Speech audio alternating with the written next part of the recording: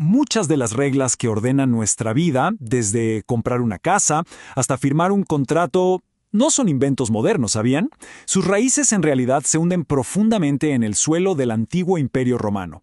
En los próximos minutos vamos a decodificar cómo principios legales de hace 2000 años siguen, increíblemente, vivos en nuestro día a día.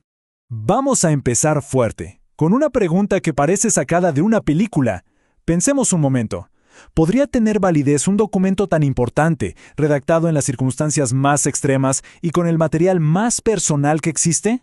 La respuesta es un sí, así, rotundo. Y esto no es solo una anécdota curiosa, Es una ventana a cómo pensaban los juristas romanos. Increíblemente formales, sí, pero también asombrosamente prácticos. Quédense con esto porque más adelante vamos a ver exactamente por qué era posible. Muy bien.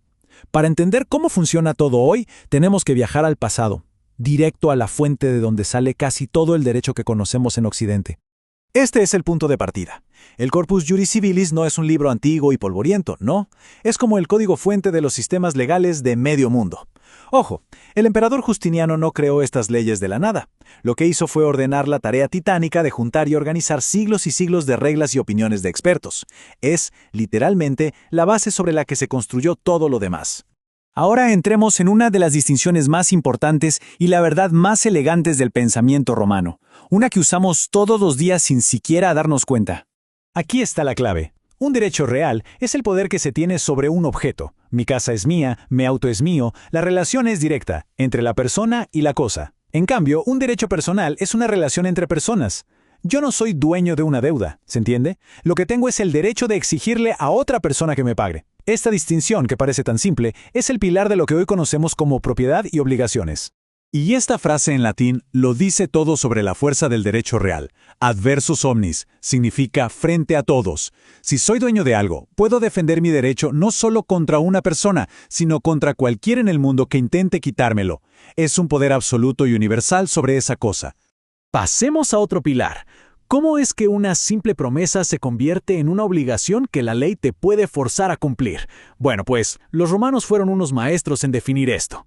Aquí hay algo súper interesante. Un convenio es, simplemente ponerse de acuerdo.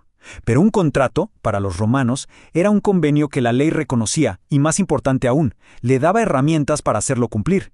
O sea, no toda promesa era un contrato, solo las que entraban en ciertas categorías que la ley protegía.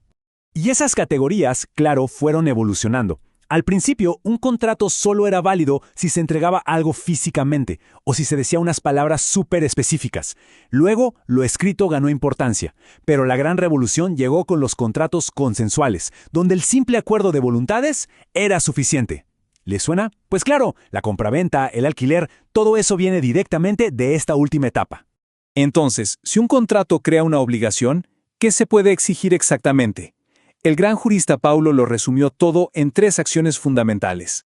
El primero es dare. Y ojo, no es solo entregar, es transferir la propiedad. Cuando uno compra algo, la obligación del vendedor es un dare, hacer que esa cosa sea legalmente del comprador.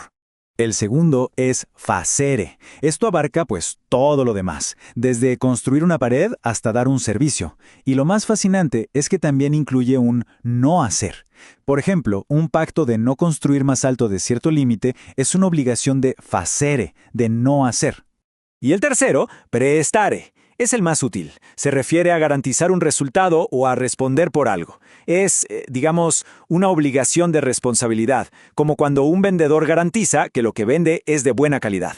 Pero claro, no se podía pactar cualquier cosa. Para que la obligación fuera válida, tenía que cumplir estos 4 filtros. Tenía que ser legal, posible, tenía que interesarle al acreedor y estar bien definida. Suena lógico, ¿verdad? Pues esa lógica es romana. Ahora, vamos a algo fascinante. ¿Qué pasa cuando un contrato parece perfecto en papel, pero algo en su origen está mal, está viciado? El punto central aquí es el consentimiento. Con el tiempo, se entendió que un contrato es, antes que nada, un acuerdo de voluntades. Y si esa voluntad no es genuina, no es libre y no es clara, todo el acuerdo se puede venir abajo. El vicio más común era el error. Si una persona pensaba que estaba alquilando y la otra que estaba vendiendo, eso es error y negocio, y simplemente no hay contrato. O por ejemplo, si se contrata a un artista famoso y resulta que es un imitador, eso es error in persona. La ley romana protegía la intención real de las partes. Y luego está el dolo, el engaño. Esta definición del jurista Ulpiano es genial por lo simple y poderosa que es. El dolo no es un simple error, es una manipulación con toda la intención para que alguien acepte un trato que, de saber la verdad, no habría aceptado. Y por supuesto, esto anulaba cualquier contrato. Y finalmente, llegamos a la transmisión definitiva de la propiedad, ese acto legal que mira más allá de la vida, la herencia.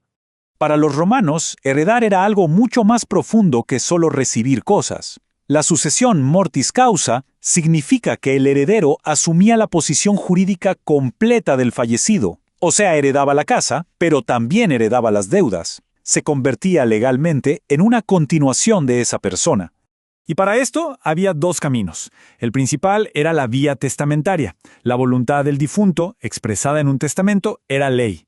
Pero si no había testamento o si por algo era nulo, entonces entraba la vía legítima, donde la propia ley decía quién heredaba y en qué orden. Y aquí es donde volvemos a nuestra pregunta del principio. Aunque el testamento era un acto súper solemne, los romanos, como ya dijimos, eran prácticos. Crearon excepciones para los que no sabían leer ni escribir, para los ciegos, incluso para las epidemias. Y la excepción de las excepciones era el testamento militar. En campaña, la simple intención de un soldado, declarada de forma clara, era suficiente. Si lo hacía con su sangre en el escudo o con la punta de la espada en la arena, era válido. Así que, la próxima vez que se firme un contrato, se compre una propiedad o se hable de una herencia, recordemos que las reglas fundamentales de esos actos se forjaron hace milenios.